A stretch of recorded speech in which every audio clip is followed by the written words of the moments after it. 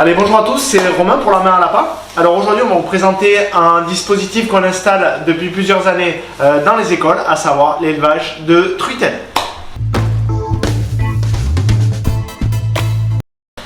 Alors en fait on a un circuit, on utilise un aquarium déjà d'une 50aine de litres environ, dans lequel on met de l'eau de source si possible.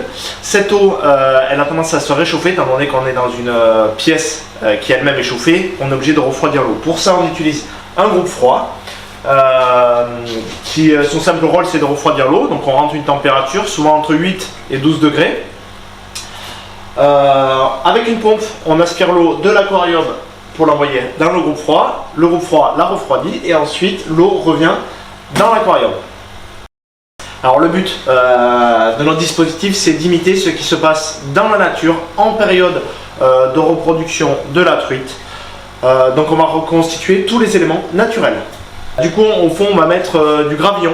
Le gravillon c'est le diamètre parfait, la granulométrie parfaite, c'est à dire que les œufs se retrouvent posés dessus.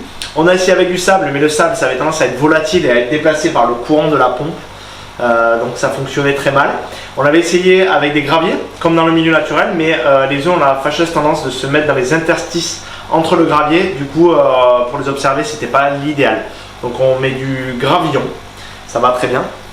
Et on met quand même quelques galets pour illustrer l'habitat et puis pour rappeler que la truite c'est un lithophile et qu'elle se reproduit avant tout sur des cailloux.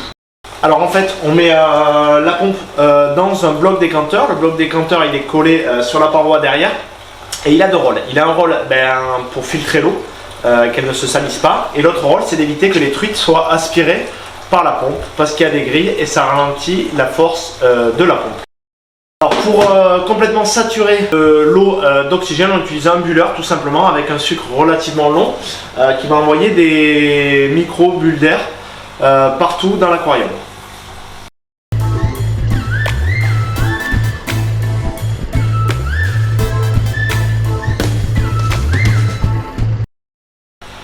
Alors on a également pour les observer, nous avons un petit néon sur l'aquarium. Pour éclairer et bien observer les truites, donc c'est électrique. Le buller est également électrique, la pompe aussi, et le groupe froid fonctionne également à l'électricité. Ça veut dire qu'on a besoin d'avoir une multiprise avec 4 entrées. Il faut anticiper quand on installe le dispositif. Alors au niveau du dispositif, où est-ce qu'on peut l'installer? Alors on installe énormément dans des classes puisque c'est un projet pédagogique qu'on fait avec les élèves. Donc on part de l'œuf. Il y a l'éclosion, il y a la résorption jusqu'à ce que les alevins soient nageants, quasiment comme cela. On le positionne dans un endroit solide déjà parce qu'on a une 50aine de litres d'eau, donc 50 kg, plus le poids du groupe froid, du verre, etc. C'est lourd, donc une table plutôt solide. Éviter les sources de chaleur comme à côté d'un radiateur ou derrière une vitre plein sud, c'est pas bon, ça chauffe aussi énormément. Et puis éviter aussi peut-être pour ceux qui les installent dans des écoles, dans les zones de passage, parce qu'avec les cartables et les sacs à dos on peut venir heurter la paroi en verre, c'est pas terrible ni pour le matériel ni pour les poissons.